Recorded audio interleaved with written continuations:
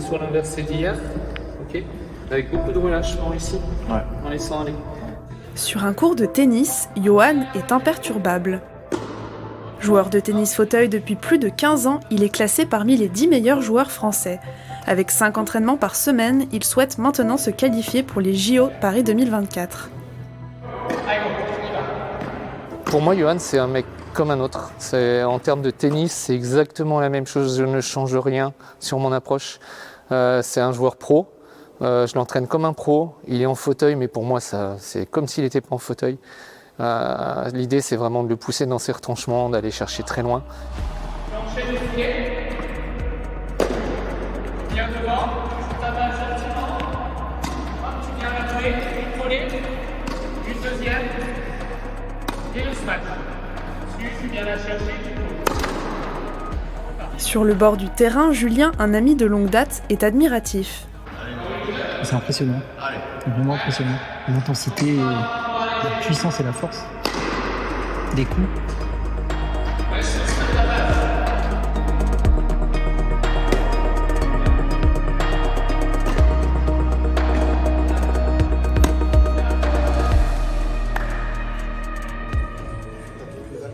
Amputé fémoral à 18 ans à la suite d'un cancer des os, Johan s'est reconstruit grâce au sport et à son activité professionnelle.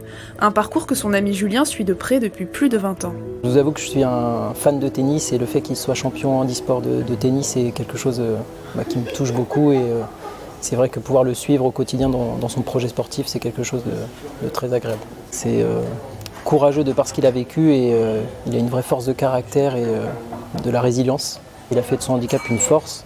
Et en tout cas, à titre personnel, pour moi, c'est un exemple, c'est un modèle parce que parfois on se fait du souci pour des petits tracas du quotidien et quand on voit ce qu'il a traversé et comment il s'en est sorti, on ne peut que tirer le chapeau.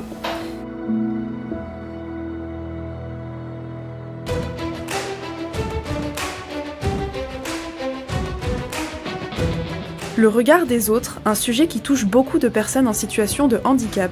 Johan a su le dépasser au fur et à mesure du temps. Ça va faire maintenant 20 ans que j'ai perdu ma jambe.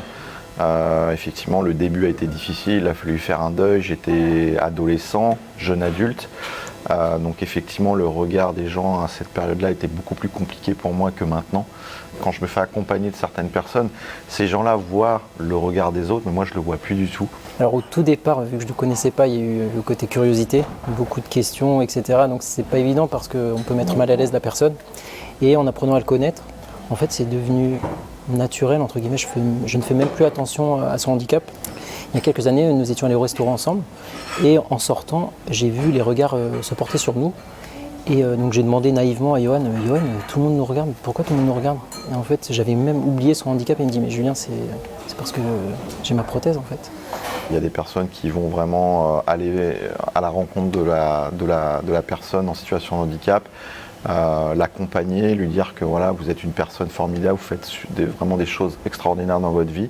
Et d'autres personnes qui justement ont peut-être jugé avant de connaître la personne et vont se terrer un petit peu et peut-être dans du négatif. Mais ça c'est encore, je pense qu'il y a encore des efforts à faire pour justement laisser place à la diversité quelle qu'elle soit. Dépasser son handicap et viser toujours plus haut, un objectif que Johan se promet de poursuivre au moins jusqu'en 2024, un défi courageux que Julien compte bien partager à ses côtés.